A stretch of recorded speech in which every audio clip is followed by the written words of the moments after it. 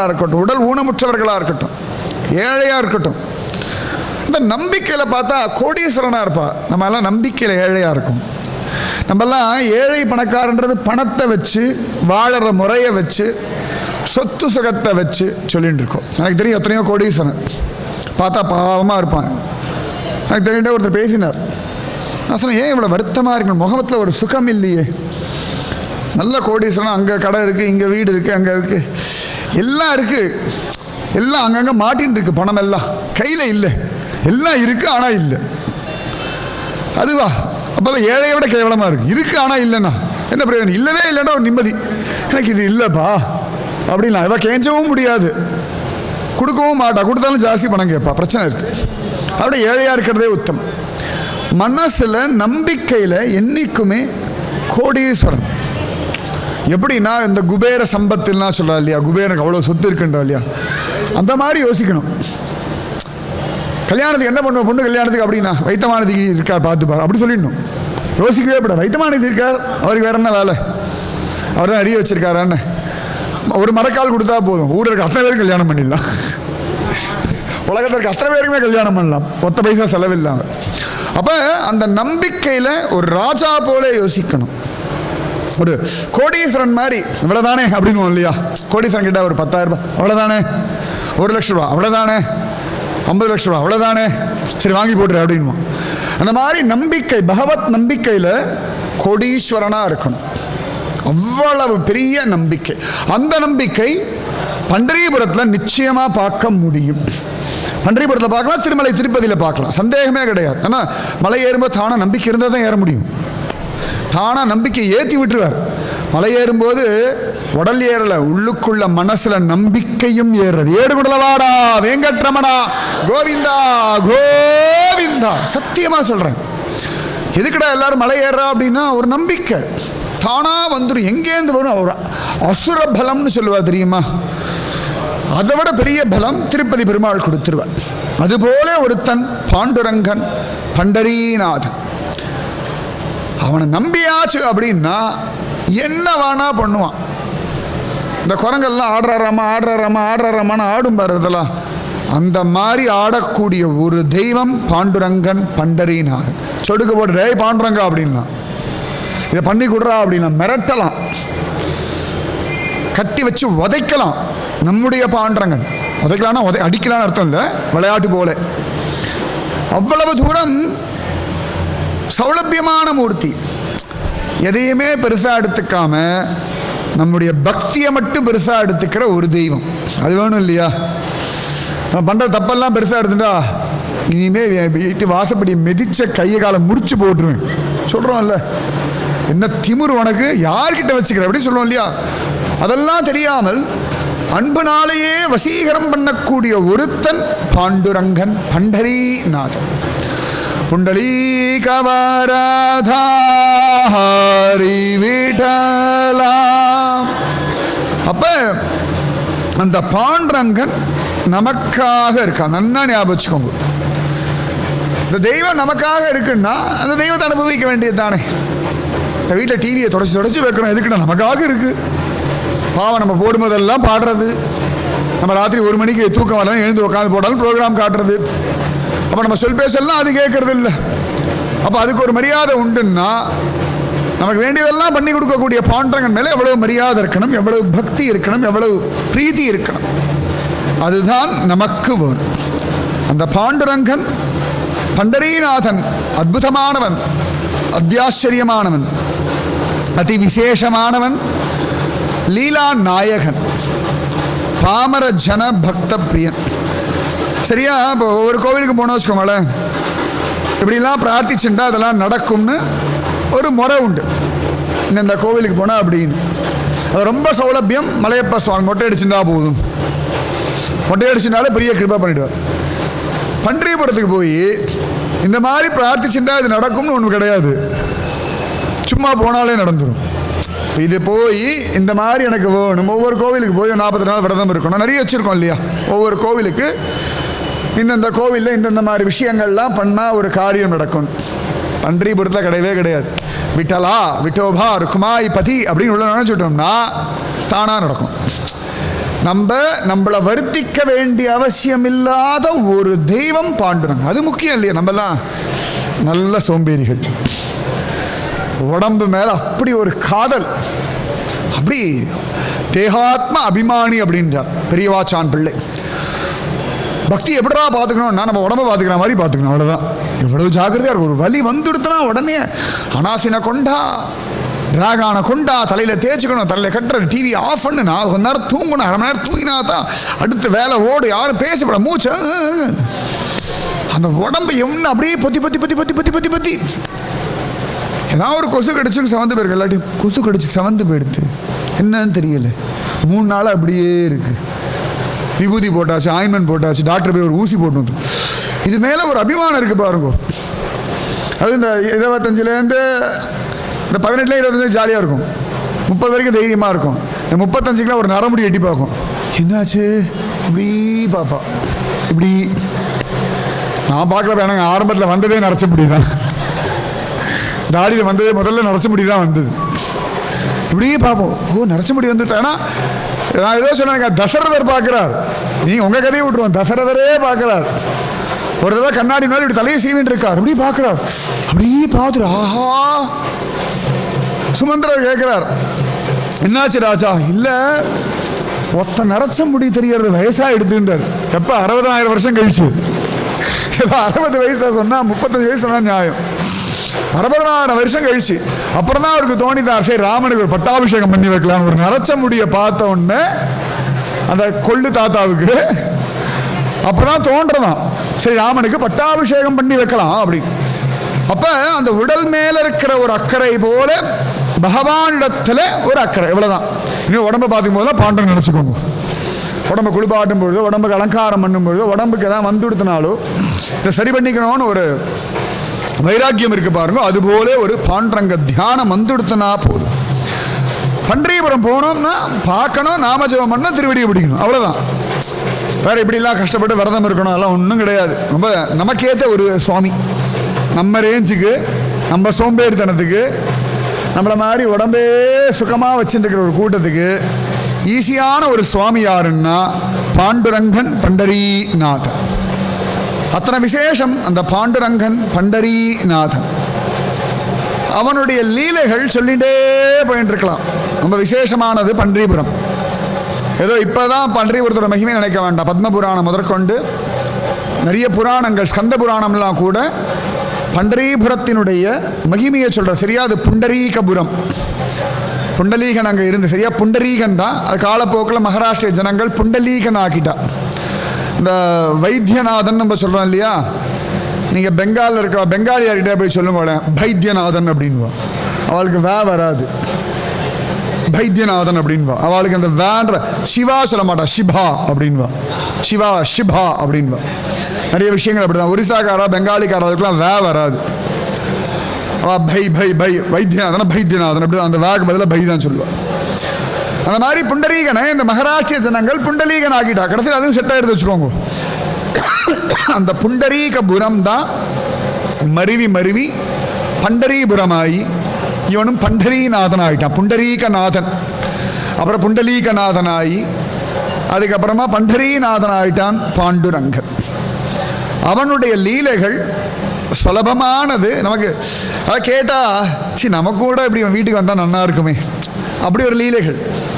சாதாரணமாக இப்படி திடீர்னு ஒரு நாள் வீட்டுக்கு வந்து லீலை பண்ணுற மாதிரி, ரொம்ப பிடிச்ச திடீர்னு ஒரு நாள் வீட்டுக்கு வரா மாதிரி உரிமையோட வீடு தேடி வருவான் விட்டலன். அதான் உரிமையோடு வந்துடுவான். பெருசாலாம் யோசிக்கலாம் மாட்டான், பெருசாக எதிர்பார்ப்பெல்லாம் கிடையாது. இப்படிலாம் இருந்தால் தான் வருவேன் அப்படின்னு ஒரு நெறிமுறைகள்லாம் இல்லாமல் அந்த குட்டி குழந்தைகள்லாம் பிடிச்சதுன்னா எப்போ வேணால் ஓடி வரும் தெரியுமா. இப்போ நம்ம பக்கத்து வீட்டில் ஒரு நல்ல குழந்தைகள் இருக்குது அப்படின்னா அதுக்கு நம்ம மேலே ஆசை இருந்ததுன்னா திடீர்னு காலங்காத்தால் எழுந்து பல் கூட தேய்க்காம ஓடி வரும். நம்ம எங்கேயா வெளில கிளம்பின்னு இருப்போம், அதுக்கு அதெல்லாம் புரியாது. வெளில கிளம்புறீங்களா, நீங்கள் வெளில போயிட்டு எப்போ வருவீங்க எப்படின்லாம் கேட்டுன்னு இருக்கு. அதுக்கு நம்ம வெளில போகிறோம், அதுக்கு பிடிக்காது, அது முடிவு பண்ண முடியும். ஆனால் நம்ம மேலே உரிமை இருக்கு இல்லையா, அதுபோல உரிமையோடு வரக்கூடிய ஒருவன் விட்டலன். சௌலபியமூர்த்தி, சௌலபியம்னா எளிமையானவன். அப்படியே நம்ம லெவலுக்கு இறங்கி வந்து அனுகிரகம் பண்ணக்கூடியவன் பாண்டுரங்கன். பாண்டுரங்கனுடைய அந்த பக்த சரித்திரத்தை அப்படி பரட்டி பார்த்தோம் வச்சுக்கோங்களேன்.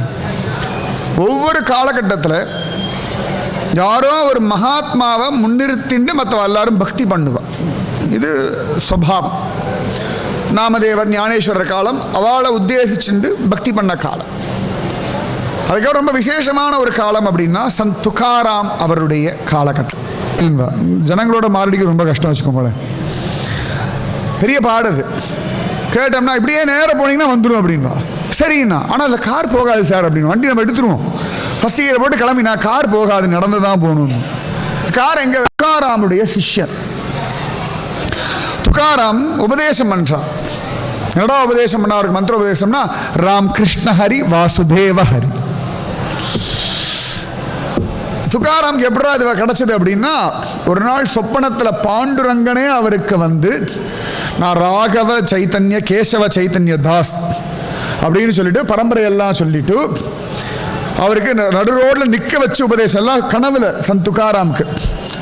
இனிலேருந்து நீ ராம் கிருஷ்ண ஹரி வாசுதேவ ஹரி ஜபின்னுட்டார். சந்த் துக்காராமுக்கு பாண்டுரங்கனே சொல்லி கொடுத்த மந்திரம் ராம் கிருஷ்ண ஹரி வாசுதேவ ஹரி.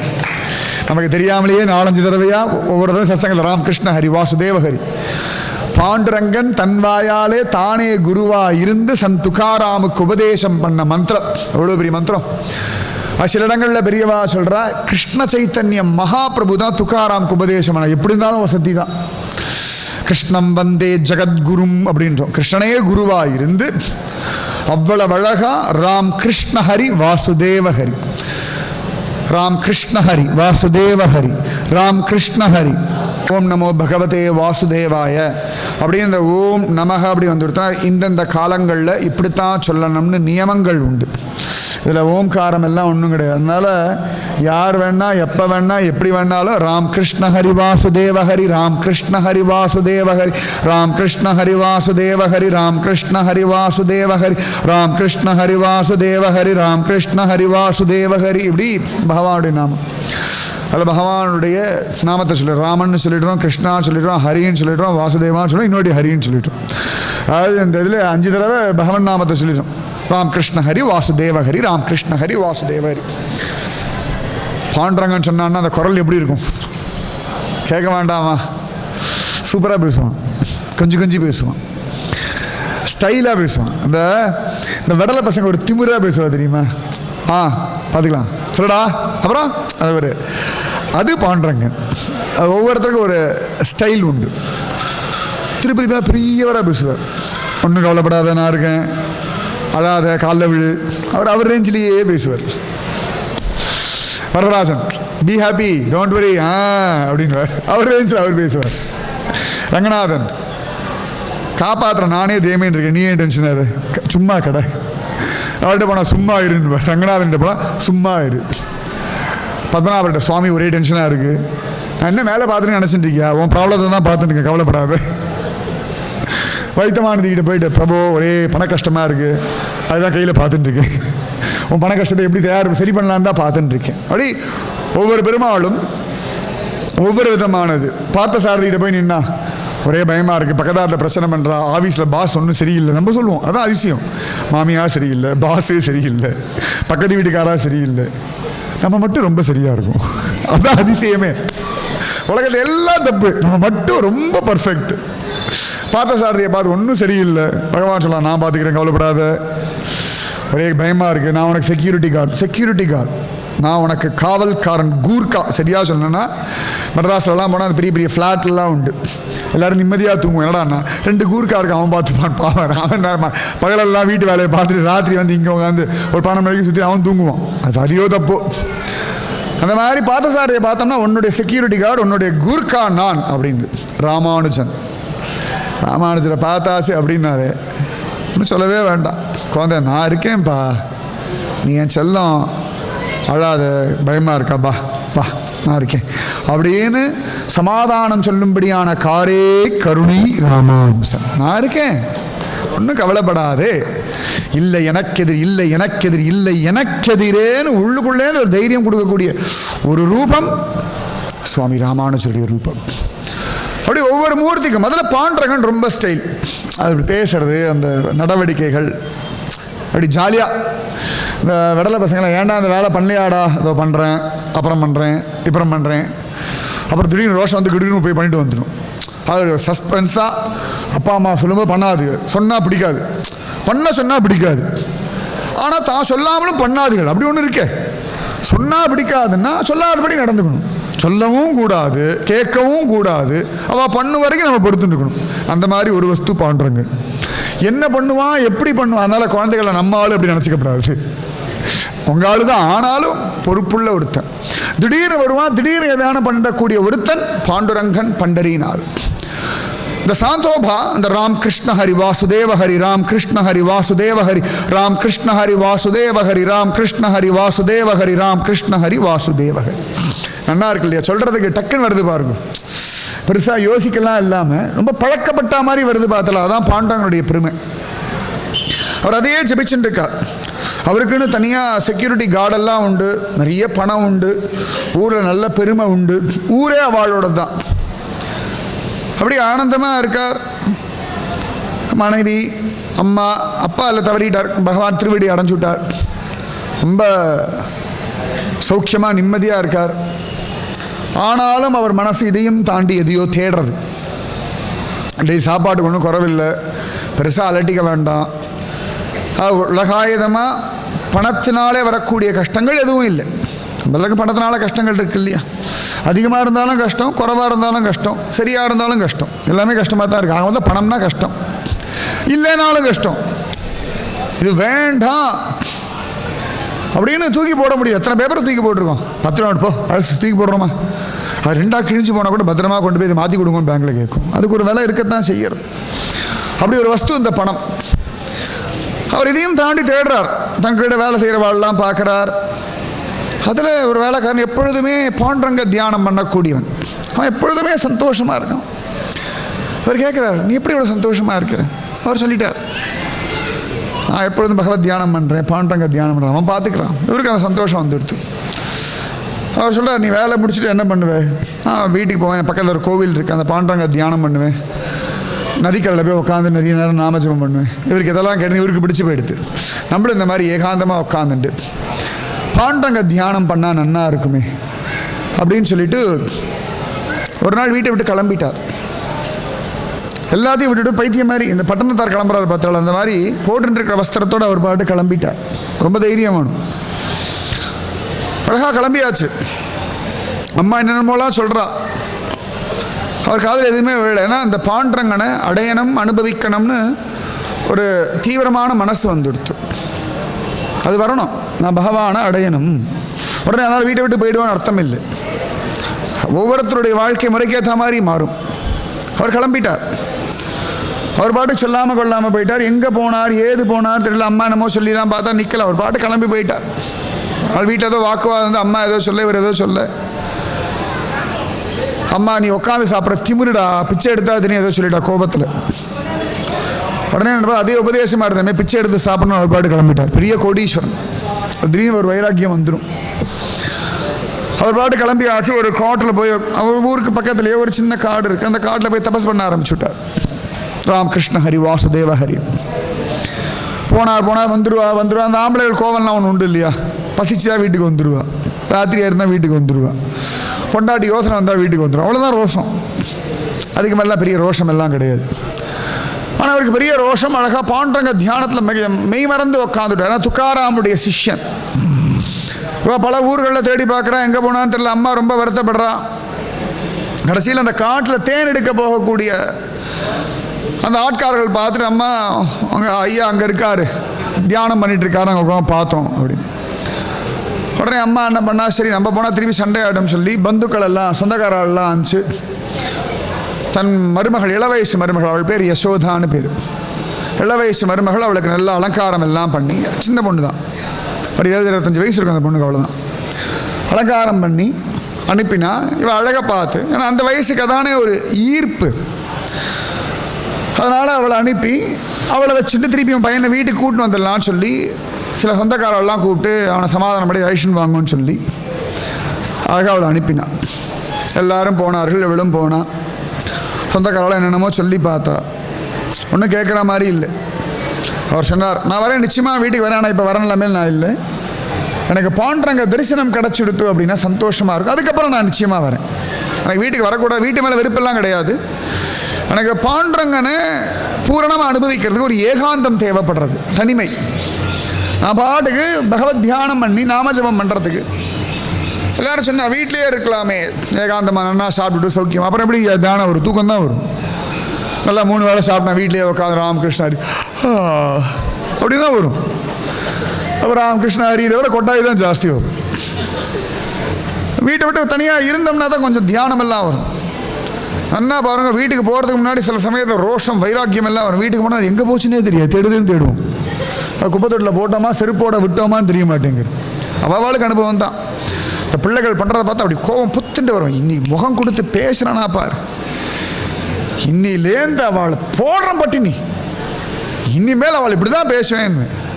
நம்ம எல்லாம் அழகாக எல்லாம் ஒரு பெரிய அப்படி மாஸ்டர் பிளான் பண்ணி அப்படி பேசு இப்படி பேசுவேன்.